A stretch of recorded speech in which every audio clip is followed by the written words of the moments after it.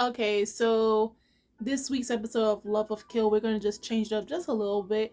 We'll get back to regular live reacting next week, but I really wanted to do a review because this episode, oh man, the beginning of it, continuing off with episode 4, where Chateau was kidnapped by Ho.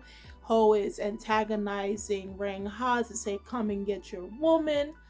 And I want you to feel the same pain that I felt on what you did 5 years ago. And remember, 5 years ago, Rang Ha killed, I'm guessing his superior, Sung Wo. Come to find out, like, the reason why Ho wants to kill Rang Ha so much is because Sung Woo, if I pronounce it correctly, please do if I don't pronounce it correctly, please do correct me. He was the person that basically got him out of the gutter because Ho was raised in the slums. He was wasting away doing drugs and everything, sleeping in dark alleyways. And Sung Woo decided, despite all the criticism he may get in the workplace amongst his peers and such, he decided to take Ho under his wing. So it was like in a way a mentor and their mentee, but also kind of like a parental figure. Like, he looked up to Sung Wo, and to find out that Rang Ha, one of the newest guys that came into their workplace, viciously murdered the person he looks up to most, he kept that resentment in him for these past 5 years. So what better way to do that, is seeing as how Rang Ha has this immense interest in Chateau for whatever reasons. I still firmly believe to this day, and I'll keep going until the end of this series, that Rang Ha knows Chateau, at least from their childhood. He knows who she really is. And also that suspicion that the alias name he's using was actually someone else's, but that's a whole nother mystery that needs to unfold on its own for another episode down the road. So they go fight, and obviously it's one-sided. Obviously Rang Ha has better experience, and he is the better fighter. Ho, knowing that he kind of fried his own nerves, was running into a barrage of bullets. Like, bro, you could not have done that if you did not fry your nerves. Of course, he is beaten, but I have this sneaky suspicion that, like, he's not really dead. He may have gotten shot up and everything, but I do not think he is. He bled out. He did. And he managed to land a hit on Rang Ha. So far, the first hit that we saw in this series, after a total of 5 episodes so far, Rang Ha finally got a hit. He got stabbed on the side and tried to play it off for the most part until he collapsed after rescuing Chateau, because once the car exploded, there was flames and, smoke all over the place. But unfortunately, Chateau herself also got injured from the blast. Glass was in her leg, like the whole leg bleeding and everything. It was just, ugh. So he went to go rescue her, and then he himself collapsed. Of course, knowing the type of field of work that these two are involved in, her being a bounty hunter and him being a wanted criminal, they can't go to the hospital. They can't really admit. So luckily Chateau found her co-worker, Jim, or Jimmy, the one that has no mouth, the one character in this entire series that scares the daylights out of me. I don't know if none of you guys are scared of him, but I am scared. If there's one character in this series, it's Jim. It's Jimmy. Okay, so they find a clinic, like an underground clinic, and that's where they go and patch themselves up.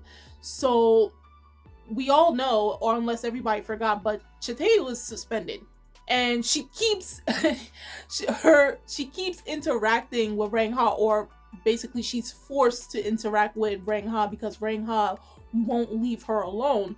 So even though her boss is kind of still lenient, because most of the time in businesses that Chateau was involved in, they would have sold both her and Rang Ha's information to other businesses, like their own other companies, to do what they wish with these two characters.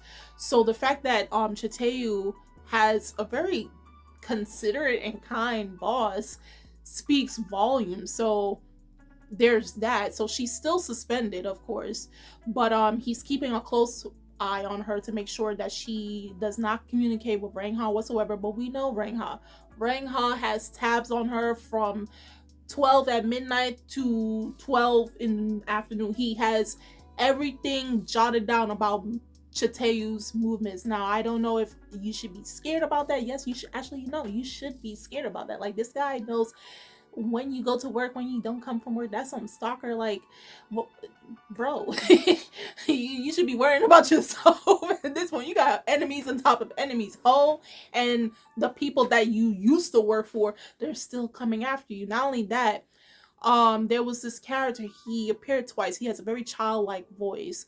It looks like he's going after them too, and I don't know what his relation is. I have a feeling he is connected to Ryang-ha's past, but I think he kind of set up, or he helped Ho in terms of like finding the location to kidnap and hide Chateau, and then with the whole fighting scene in the beginning of the episode between Ho and Ryang-ha. But I feel like he is more so connected to Ryang-ha more than Chateau, but she's just like, she's basically collateral damage in Ryang-ha's path. Basically, she's collateral damage, unfortunately.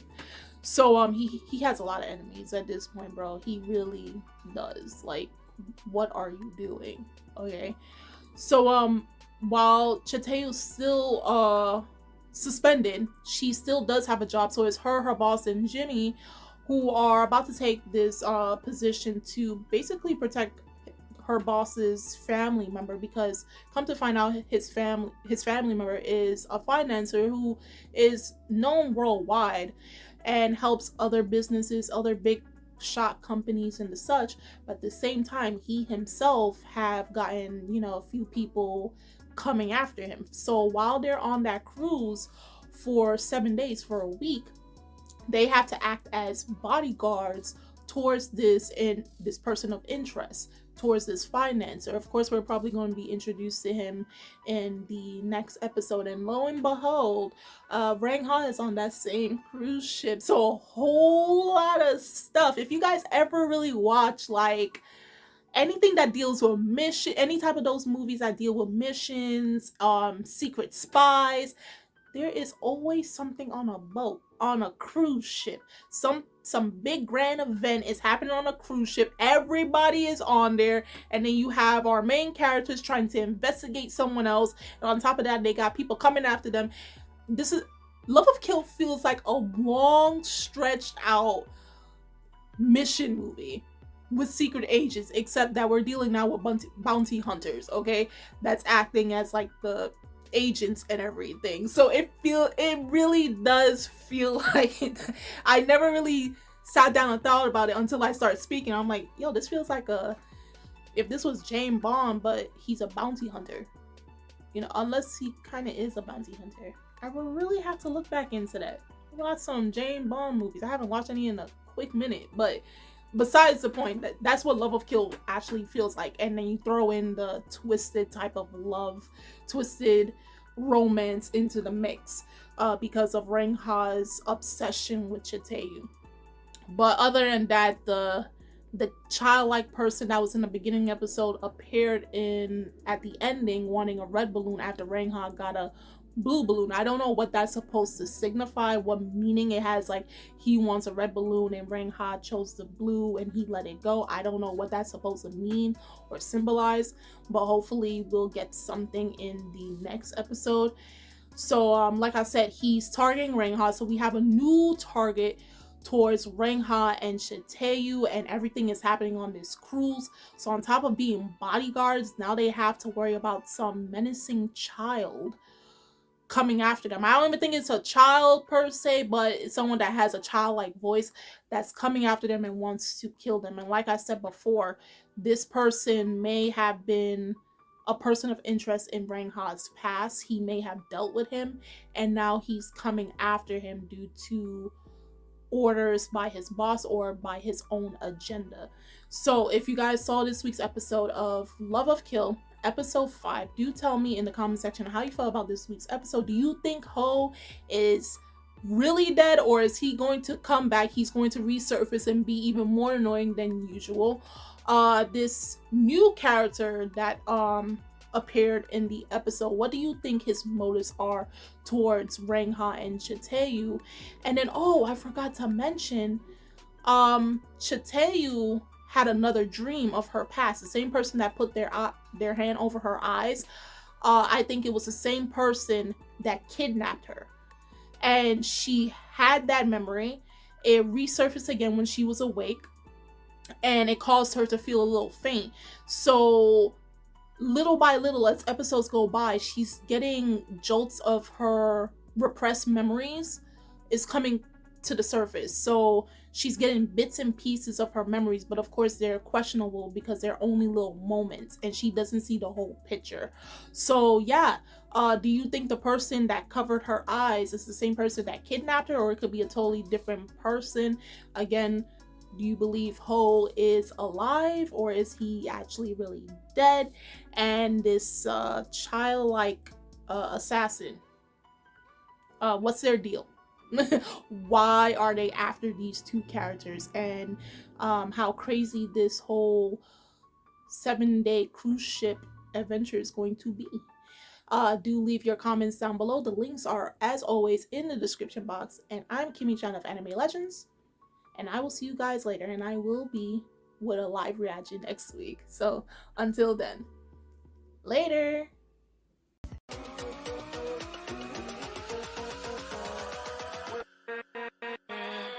With